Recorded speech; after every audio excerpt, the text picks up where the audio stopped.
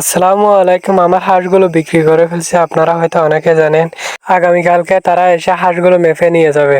আমার এখানে হাঁস আছে 93 পিস, সেখান থেকে 13 পিস রাখার কথা ছিল, কিন্তু সাধ্য মতো রাখতে পারতেছি না।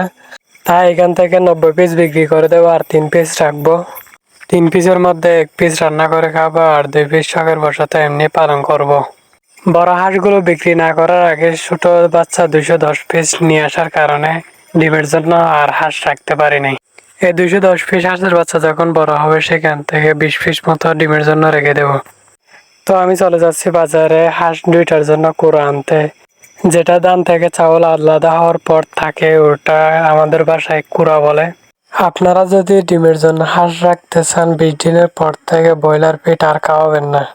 যদি ব্রয়লার ফিডটা লাগাতার খাওয়াতে থাকেন তাহলে হাঁসে অতিরিক্ত চর্বি জমে যাবে। চর্বি জমে যাওয়ায় এতে ডিম না দেওয়ার আশঙ্কা বেশি থাকে।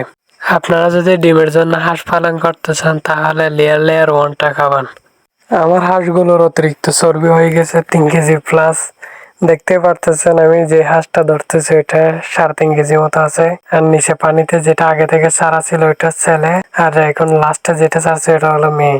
এদেরকে প্রথমবার পানিতে ছাড়লাম। হাঁসগুলো প্রথমবার পানি পেয়ে অনেক খুশি হলো। তো ভিডিওটা এই পর্যন্ত, সবাই আমার জন্য দোয়া করবেন। আসসালামু আলাইকুম।